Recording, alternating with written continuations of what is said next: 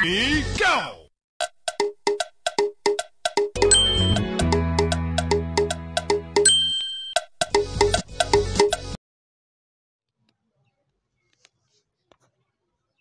Breaking news. Welcome to today's headlines. That is April Fool. Ipob Spïts fire over the news that Buhari has ordered Nnamdi Kanu's release. That is April Fool. Ipob Spïts fire over the news that Buhari has ordered Nnamdi Kanu's release. To my dear listeners from wherever you're listening from, please stay tuned as I read today's news. The indigenous people of Biafra, also known as Ipob, responded on Monday to claims that President Muhammadu Buhari had ordered the release of its leader, Nnamdi Kanu, by saying that he had not.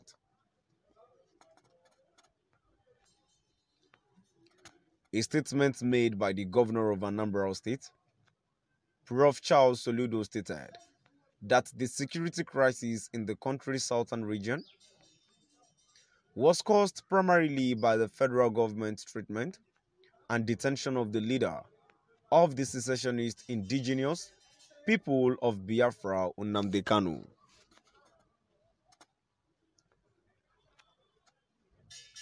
Meanwhile, Anambra Governor Chukwuma Soludo has extended an amnesty to members of the indigenous people of Biafra, Ipob, and the Eastern Security Network, ESN, who have been hiding in various forests across the state.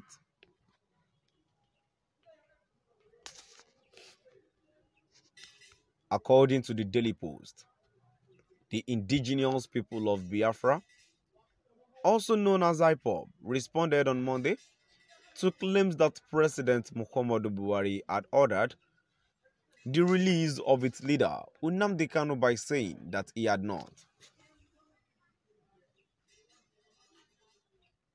There have been reports that President Muhammadu Buhari has ordered the release of the Ipob leader from prison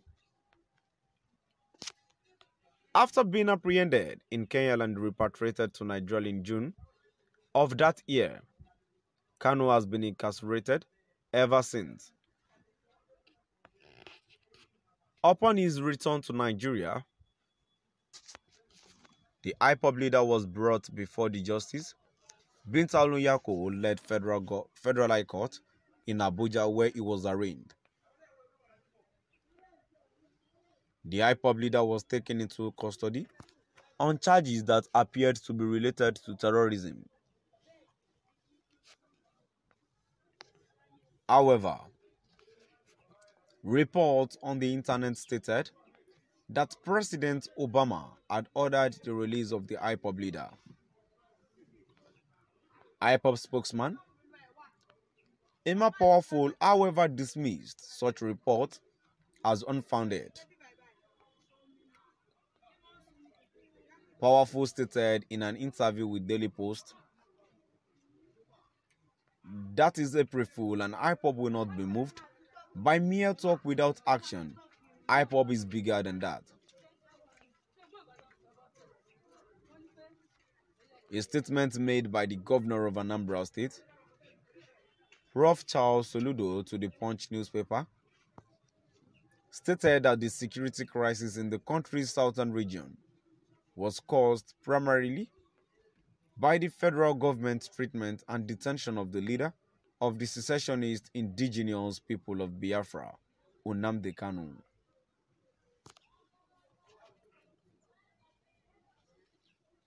In a statement, Soludo stated that Ipob declared a sit-at-home in protest against the alleged mistreatment of Kanu, who is currently detained and being persecuted by the Nigerian government. In an interview with Channels Television's Sunday Politics, the governor asserted that Kanu is a significant factor that cannot be ignored.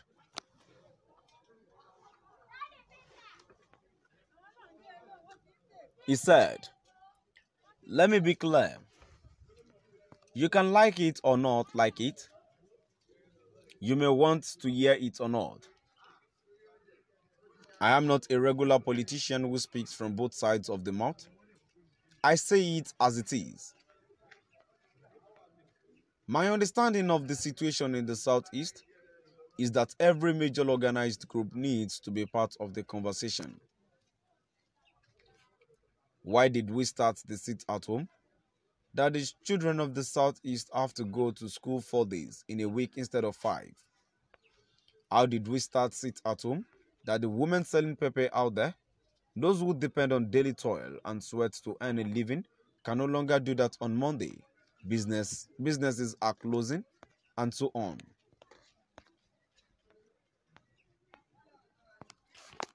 It is because of Nnamdi Kanu.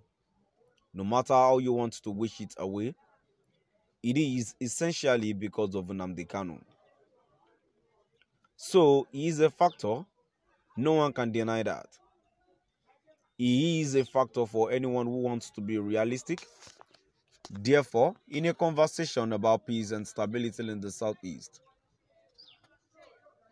if you discountenance that factor and wish it away, then the person must be living on the moon. It has become a factor, and therefore, as part of that process of getting down to the fundamental long-term discussion on this matter, we need to get that matter over with. What started the sit-at-home was because Nnamdi Kanu was arrested. And what were his supporters saying? They were saying that they would keep this Monday sit-at-home until he is released. We are only arguing and having a counter-narrative to say it does not make sense to now.